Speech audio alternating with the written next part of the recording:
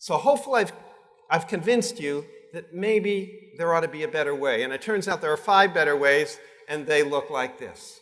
5 different models by which companies like yours, some of you are already doing this, I know, can get cash from your customers. So you can build a matchmaker model where you just bring buyers and sellers together like eBay did. And because it's really quick and easy to build a website today, and you never touch or own what's bought and sold, it takes no cash to build a business like that.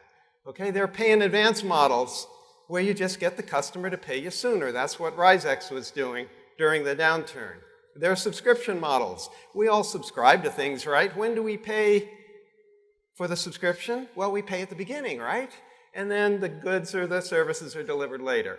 There are scarcity models. Companies like Zara, who I'll talk about in a minute. Zara does something very different than what Gap, where I used to work, did. Gap tries to sell as much as it can of every style as it can, and tries to maximize volume.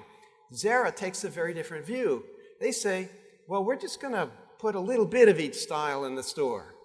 And when it's gone, it's gone. And we're going to sell it at a very competitive price because we don't want to mess around with markdowns. So the customer at Zara has been trained that if she finds a dress that she wants to wear, she doesn't say, well, I'll come back next month and see if it's on the sale rack like you might do at Gap, where I used to work. She says, I better buy it today because I know it won't be here tomorrow. And in fact, customers come back week after week after week because they want to see the new stuff in the store. So Zara has limited the quantity on a style-by-style basis and kept it very scarce in both quantity and time. And then service-to-product models, that's what Bill Gates and Paul Allen did to build Microsoft. You may not know the origins of Microsoft, but Allen and Gates were in the business of writing operating systems. And they were the only ones who knew how to do that in the various early days of the PC industry. So they wrote operating systems for everybody. Rico, Altair, you name it. IBM, of course, became famous. Well, they kept writing these customized operating systems, and that's a service business, right? But along the way, at one point, they said, wait, these systems all kind of look alike, right? We've learned how to do this, and they're all pretty much the same. Why don't we just create a product out of this? We'll call it MS-DOS. We'll put it in shrink-wrap boxes or let it be downloaded with a PC when it's purchased. And voila, that's when the value in Microsoft really got created, when the service was transformed into a product. Okay, now, is anything new here? What do you think? Is there anything new there? That's old stuff, right?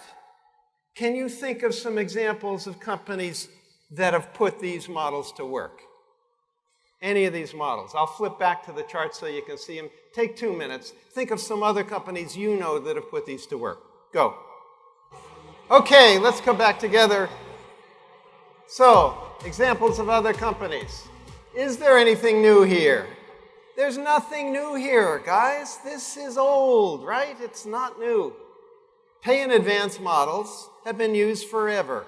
Consultants get paid first payment when? In advance. If you want to remodel your kitchen, when do you pay the builder the first payment? In advance. The designer, first payment in advance.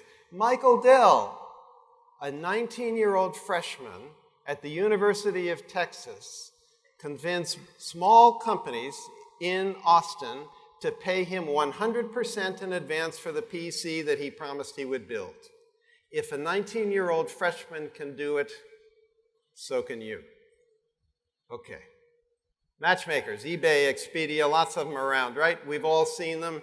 Nothing new there. Subscription models, newspapers, magazines, Netflix, on and on, cable television. Nothing new there. Scarcity, Zara, I've told you that story. Nothing new there. And Microsoft, okay? So these are not new, but nobody's talking about them. And we need to do it, okay? So what I'd like to do is share with you just a few stories of some very cool, scrappy, entrepreneurial leaders in the 21st century that are putting these ideas to use. And the first guy is Vinay Gupta from India. In 2006, And he built a very interesting pay in advance business in India called Via. Imagine you lived in a small Indian city in 2006, and you needed to fly to Delhi to do some business next Wednesday. Where do you think you got your ticket for the flight in 2006? Not online, right? You got it from a travel agent, a local travel agent, probably a mom and pop travel agent in your small city.